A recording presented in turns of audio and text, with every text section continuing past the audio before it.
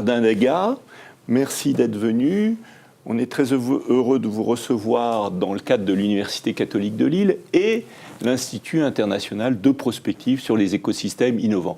On va parler évidemment d'innovation, puisque c'est notre colonne vertébrale, mais on va parler d'innovation dans un domaine très particulier qui est l'automobile, ainsi que vos activités, puisque depuis votre retraite de PSA, vous avez fait toute votre carrière à PSA, vous êtes devenu le président de la plus large école d'ingénieurs français, les arts et métiers, et vous êtes aussi membre de l'Académie des technologies et des sciences, c'est ça on dit? Non, technologie. Technologie. C'est une fille de l'Académie des sciences. Voilà, c'est ça. Alors c'est en quelque sorte le côté appliqué des sciences, Absolument. Pour être très clair.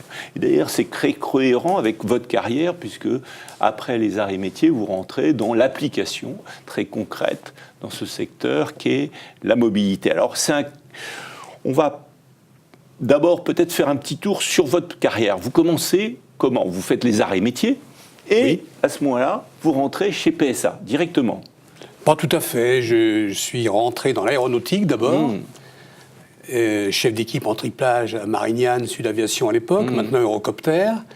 Et puis ensuite, j'ai fait mon service militaire dans la marine. Et à l'issue de ce service, je suis effectivement rentré chez Peugeot, qui était à l'époque Peugeot, qui est devenu PSA.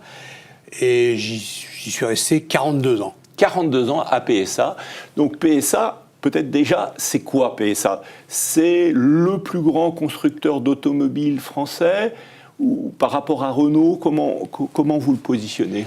Alors PSA, c'est le résultat des trois quarts de l'industrie automobile française du XXe siècle, à savoir Peugeot, Citroën, Panhard, Simca, qui ont été fusionnés, voilà, et qui maintenant est le deuxième constructeur européen, derrière Volkswagen. Et en France, aujourd'hui, Renault a rejoint à peu près le niveau de PSA, 3 200 000 voitures par an. Alors la grande différence entre PSA et Renault, c'est que Renault va rester, comme on dit, dans le giron de l'État. Enfin, l'État va jouer un rôle, alors que PSA va être, dès le début, c'est issu d'entrepreneurs privés, et ça va le rester. La famille Peugeot va rester, et reste encore, je crois, très importante. Alors c'est plus tout à fait vrai, ça a été vrai très très longtemps. C'est-à-dire que l'État, d'ailleurs, après la guerre qui a nationalisé Renault, était très très présent, très présent, ce qui n'était évidemment pas le cas du tout chez Peugeot, qui était avant tout une famille.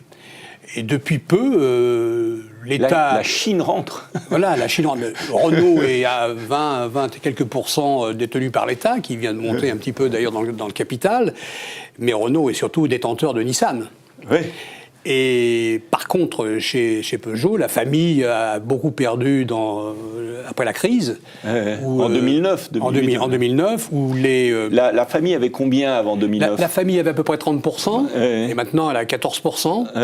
14% comme l'État français, et comme Dongfeng, le chinois. Ah d'accord. Dongfeng qui est quand même un petit peu le gouvernement chinois. Voilà. Donc... vous avez assisté à un parcours extraordinaire de cette industrie, à différents rebondissements. Au fond, pendant ce cheminement, qu'est-ce qui vous surprend le plus? Qu'est-ce qui vous a le plus étonné?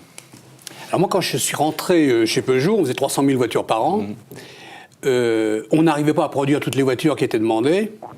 Et maintenant, on en fait 11 fois plus, avec à la limite moins de monde qu'à l'époque. Et le problème, c'est que là, il faut trouver les clients pour tous les constructeurs. Alors qu'avant, c'est pas ça du tout. On n'arrivait pas à satisfaire la demande et on baissait les programmes demandés parce qu'on n'avait pas le nombre d'ouvriers suffisant pour le faire. Donc cette grande transformation, c'est la concurrence de la planète entière. L'Asie, mais la Corée, qui sont beaucoup développées, et puis même en Europe. Oui, d'ailleurs, ça explique un des moments majeurs de l'évolution industrielle dans le monde, qui a été le passage d'une économie dominée par, au fond, l'offre, il suffisait de produire et immédiatement on avait des consommateurs, à une économie basée sur la demande où brusquement on a de la difficulté à trouver le client, où brusquement l'enjeu c'est le marketing, c'est même la différenciation. Tout à fait. Aujourd'hui, on est dans une mondialisation où un constructeur s'adresse à peu près à 3 ou 4 milliards de clients potentiels, alors qu'avant, il s'adressait à son marché national. Et donc, clairement, cette mondialisation fait qu'on ne peut plus produire uniquement en France. Avant, on produisait uniquement en France et on exportait dans 150 pays, Peugeot, depuis 1900. En Russie, voilà. Aujourd'hui, c'est plus possible. Aujourd'hui, on exporte on vend dans une plaque de 3000 km de diamètre. Et après, il faut produire ailleurs. Parce qu'on ne pourrait pas imaginer, en dehors des coûts, de produire en France pour vendre dans l'Europe de l'Est. C'est la fin d'une certaine colonisation. Les gens veulent travailler, il faut produire sur place. Et réciproquement, Toyota, quand il a voulu vraiment se développer en France, il a fait son usine de Valenciennes. On produit la Yaris, qui est la voiture la plus fabriquée en France d'ailleurs. Donc on comprend qu'il faut se délocaliser, tout en gardant ces unités dans les pays où on est, mais il a fallu s'installer en Chine. On a 5-4 usines en Chine, s'installer au Mercosur, au Brésil, en Argentine. Et puis, si on avait plus d'argent, on irait plus loin. Il y a la Turquie, qui bien sûr, on y est aussi. Et il y a l'Inde demain. Et puis, il y avait le Grand Est. Enfin, il y a plein d'endroits où il faut être si on veut vendre sur place. Parce que la colonisation, c'est fini. De dire, on va exporter des voitures du centre français. En dehors des coûts. Merci beaucoup, Roland. Donc, c'est une introduction à ce secteur clé de l'industrie. On dit souvent quand l'automobile va, tout va. C'est effectivement un élément clé de la société industrielle, c'est un élément clé de l'industrie et on va creuser 2-3 idées clés de ce domaine qui structure l'économie mondiale.